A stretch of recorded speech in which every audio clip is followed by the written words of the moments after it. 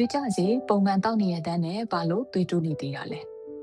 ဒီနေ့ဒီမေးခွန်းကဆိုလို့ရှိရင်တော့ကျမတို့စီးကန်းတွေမှာအမေအများဆုံးအမြဲတမ်းကြားရတဲ့မေးခွန်းတစ်ခုပဲဖြစ်ပါတယ်ဒီနေ့ဒီမေးခွန်းရဲ့ဖြေလေးကိုဒီဗီဒီယိုမှာဆက်ပြီးတော့ပြောပြပေးသွားပါမယ်အားလုံးပဲမင်္ဂလာပါ Valentine Rachel Blog ကနေကြိုဆိုပါရစေကျွန်မဒေါက်တာ Rachel ဖြစ်ပါတယ်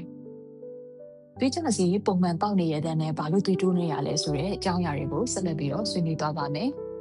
မောင်ဆုံးနံပါတ်1ချက်အနေနဲ့ကတော့သွေးပေါင်ချိန်နဲ့နီလန်မားနေလို့ပဲဖြစ်ပါတယ်။လမ်းလျှောက်ပြီးချင်းသွေးပေါင်ချိန်တာမောနေတဲ့ချိန်စကားပြောနေရင်လည်းသွေးပေါင်တိုင်းနေရင်သွေးတိုးနေတာမျိုးဖြစ်နိုင်ပါတယ်။ဒါကြောင့်မလို့နီလန်မှန်နေနဲ့9မိနစ်ခန့်အနားယူပါ။ခုံပေါ်မှာတက်တောင့်တက်တာထိုင်ပြီးတော့လက်ကနှလုံးနဲ့တပြေးညီစက်တန်းထားဖို့လိုပါတယ်။သွေးပေါင်ချိန်နေစဉ်အတော်အတွင်းမှာစကားပြောဆိုတာမျိုးမလုပ်ပါနဲ့။နံပါတ်2ချက်ဆေးပုံမှန်မတောက်တာ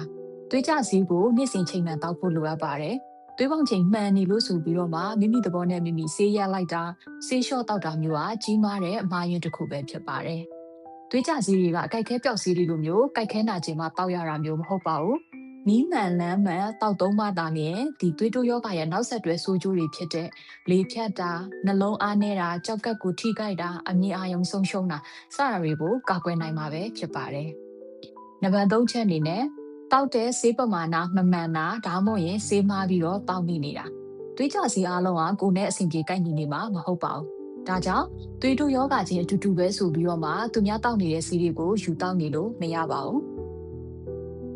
လူတယောက်ချင်းစီရဲ့သွေးပေါင်ချိန်ကတယောက်နဲ့တယောက်မတူနိုင်ပါဘူးဒါကြောင့်မလို့ကိုယ့်ရဲ့သွေးပေါင်ချိန်နဲ့မှတ်တမ်းတခြားယောဂအခန်းတွေရှိမရှိဥပမာခန္ဓာကိုယ်အချိုးစားပိန်လွန်တာဝလွန်တာစားတောက်နေထိုင်မှုပုံစံဒါတွေကိုမူတည်ပြီးတော့မှဆေးကိုရွေးချယ်ရတာဖြစ်ပါတယ်ဥပမာပြောရရင်တော့ဒီအဝတ်စားရွေးချယ်ဝယ်ယူတာနဲ့တူပါတယ်။ကိုယ့်ရဲ့ခန္ဓာကိုယ်နဲ့တိုင်းပြီးတော့ချုပ်ထားတဲ့အင်ကြီးကသာလေကိုယ်နဲ့အလိုက်ဖက်ဆုံးအင်ကြီးပဲဖြစ်ပါတယ်။နံပါတ်၄ချက်အနေနဲ့ပြောရရင်တော့တတိမမူမီပဲနဲ့အငန်းနေအစားများတာသွေးတိုးယောဂရှင်လူနာအများစုကအငန်းရှောင်ရမယ်ဆိုတာတော့လူတိုင်းသိကြပါတယ်။ဒါပေမဲ့တတိမမူမီပဲနဲ့ကိုစားနေတဲ့အစားတောက်တွေထဲမှာအငန်းနေများနေတာမျိုးဖြစ်တတ်ပါတယ်။ဥပမာ ready made အစားအစာတွေအသင်းလုပ်ထားတဲ့စားစာတွေခောက်ဆွဲကြောက်တွေအချင်းရည်တွေတချို့တော့လမ်းဘေးစားတောက်တွေဒါတွေမှာဆိုလို့ရှိရင်တော့အငန်တက်လွန်ကဲနေတာမျိုးဖြစ်နိုင်ပါတယ်နံပါတ်5ချက်အနေနဲ့ပြောရရင်တော့စိတ်ဖိစီးမှုနဲ့အေးအေးမဝခြင်းစိတ်ဖိစီးတာစိတ်လှုပ်ရှားတာစိုးရိမ်ပူပန်စိတ်တွေများနေတာနောက်တစ်ခုကအိတ်ချိန်လုံးလုံးလောက်မရှိတာဒီຢာတွေကလည်းသွေးတိုးစေနိုင်ပါတယ်နံပါတ်6အနေနဲ့ပြောရရင်တော့ကို့မှာတခြားအရေးကြီးတဲ့ယောဂအခန်းတစ်ခုခုရှိနေတာသွေးကြဆေးကိုလည်းနီးမှန်လမ်းမှန်ပေါက်နေတာတော့မှပဲသွေးတိုးနေသေးတယ်ဆိုရင်တော့နာတာရှည်ကြောက်ကက်ယောဂလေပင်ကြီးယောဂဟော်မုန်းမညီမျှတဲ့ယောဂအစရှိတဲ့ယောဂတွေကို့မှာရှိနေလားဆိုတာကိုရှာဖွေကုသဖို့လိုအပ်ပါတယ်နောက်ဆုံးချက်အနေနဲ့ပြောရရင်တော့လူနေမှုပုံစံအလေးအကျင့်တွေနဲ့ဆိုင်ပါတယ်ကိုလက်လှုပ်ရှားမှုနေတာအဝလွန်တာဆေးလိပ်တောက်တာအရက်အလွန်ကြုံတောက်သုံးတာတွေကသွေးတိုးယောဂကိုထိန်းညှိဖို့ခက်ခဲစေပါတယ်။ကျန်းမာတဲ့နေထိုင်မှုပုံစံကတင်းရဲ့ယောဂကိုကုသတဲ့နေရာမှာအများကြီးအထောက်အကူဖြစ်စေပါတယ်။ဘယ်အချိန်မှဆရာဝန်နဲ့ပြန်ပြဖို့လိုမလဲ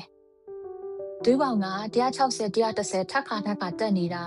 ခေါင်းမူးတာခေါင်းကိုက်တာရင်ဘတ်အောင်တာကိုလက်တွေထုံကျင်တာဒီလိုချင်းရမျိုးတွေရှိရဆိုရင်တော့ဆရာဝန်နဲ့ချက်ချင်းပြန်ပြပါသွေးကြစီးတွေကိုမိမိသဘောနဲ့မိမိတိုးတောက်တာရက်လိုက်တာလုံးဝမလုပ်ပါနဲ့သွေးကြစီးတွေကိုနီလမှန်ကန်စွာတောက်သုံးမယ်ကျန်းမာတဲ့လူနေမှုဘဝပုံစံမျိုးနဲ့နေထိုင်မယ်ဆရာဝန်နဲ့ရက်ချင်းပုံမှန်ပြန်ပြမယ်ဆိုရင်သွေးတိုးယောဂအတွက်အများကြီးစိုးရိမ်နေဖို့မလိုပါဘူးเนาะ